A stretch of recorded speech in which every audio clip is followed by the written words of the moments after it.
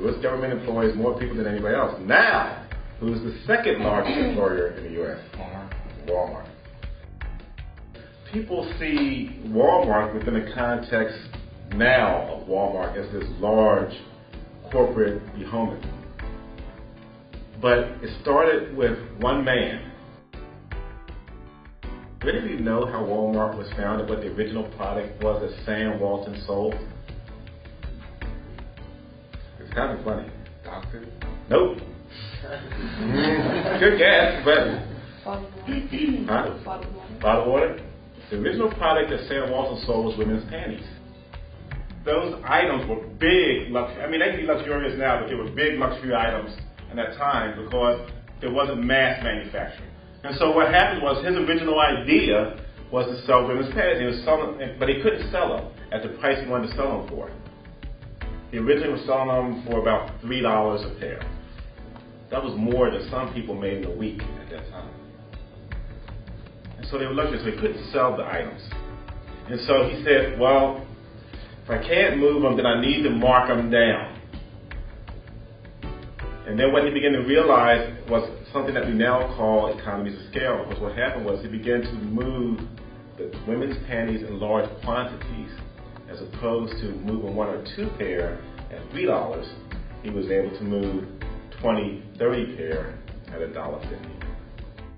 My business idea is to develop a package, and it will be directed at depression patients, and the package will basically be therapy that they can take home, because when you go to a therapist's office, you know, you get to talk to them one-on-one, but then when you go home, you don't really have that support system. And so this package would be something that they can take home and its support. One man's ideal. And so when you mention things like Microsoft or McDonald's, there are real people behind those ideals. That's Ray Kroc. Ray Kroc's contribution wasn't about the hamburger. Ray Kroc's contribution was developing a process to prepare food. One man. Now, how many is served? What's it say? 1 billion served or 2 billion served? One man's ideal.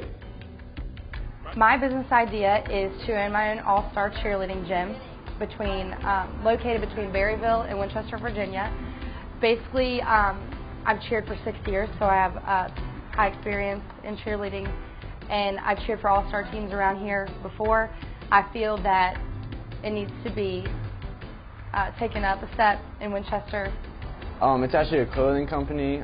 The name is Gaddison. It's I don't know how I got the name. It kind of just came up, but the clothing companies usually sell either to a younger crowd from about kindergarten to teen years, and then there's an older crowd of when you're 25 to the rest of your life. And so in the gap there's a little space where they really don't sell to college students exclusively to make that transition from your high schooly clothes to business clothes. So I would like to be able to make that transition and sell to that kind of market.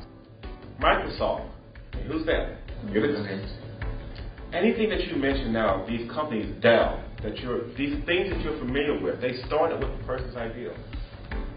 And so I mentioned that because, now the other part of that is most of these people, matter of fact, all of them had launched their first business by the time they were 25 years old. We often forget in this country, as we look at organizations such as Microsoft, look at Dell Computers, even that giant behemoth Walmart, that they're started with one person with an ideal. I believe that as we talk about outsourcing things to other countries, that where America is great is ideal and innovation.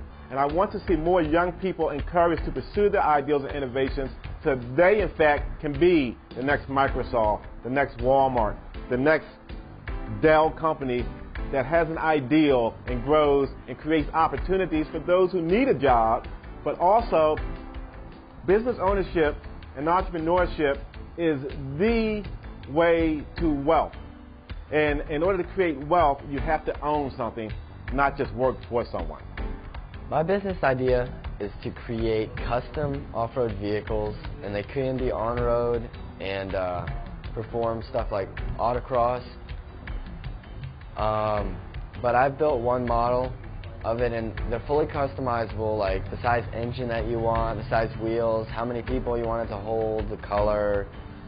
electric start, reverse, you know, stuff like that, where it can go.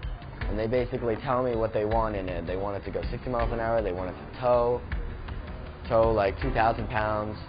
So I basically am trying to put an industry in that because it's not really a known business, and I haven't seen anybody do it. They do like custom choppers and custom hot rod cars, but I'm trying to bring something that's a little different. I'm sitting listening to both the Dean and David's good I introduction. was really excited to come just because I've been interested in business for years. My dad owns his own business, so it's always something that I've been interested in. I love reading business books, as boring as it sounds. So I was really excited about it, and I told my professor that I was interested in coming. So I'm glad that I came to this boot camp because it's a good experience for me and it's helping me improve, and I'm learning a lot by everything, and I'm getting connections on certain business people that could help me with mine, or maybe fund it, or I could get materials for.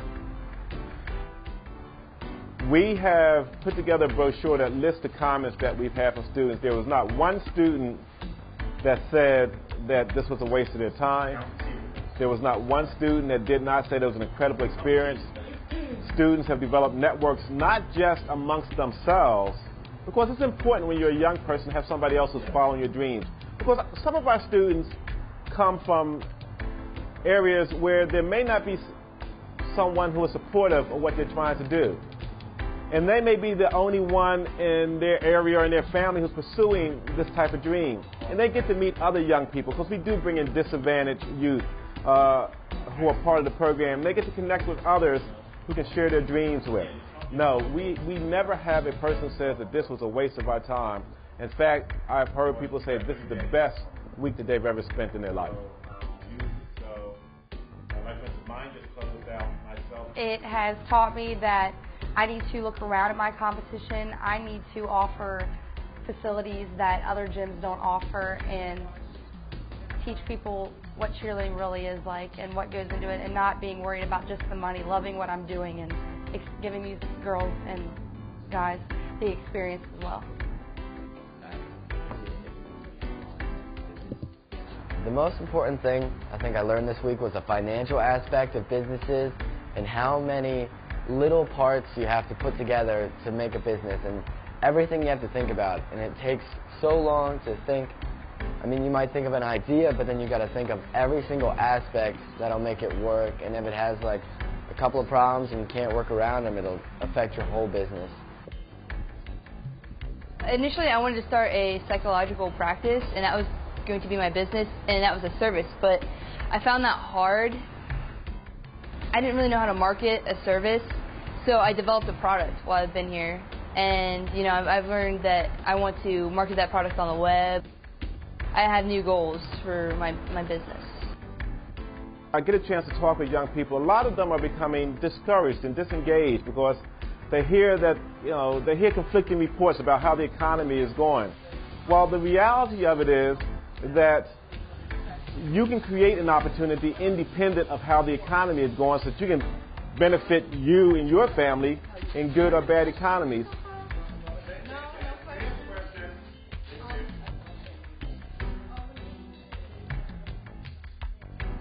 There's this idea that all business schools do is prepare people to work in organizations, and that this is mainly business people. But there are people who are across discipline, and that's important to let you know that we're not just looking for business students. We've had a student from the conservatory who was a dance major who was interested in making jewelry. We've had a person who's going into the pharmacy program who wants to open up their own pharmacy. The most important thing I've learned so far is what we learned today about finances, because I knew nothing about finances, and now I'm learning that if I start my business, I'm really going to have to get a business partner to deal with the finances, because that's not my strong point, and I wouldn't want to jeopardize my business and my idea by ruining the finances. So.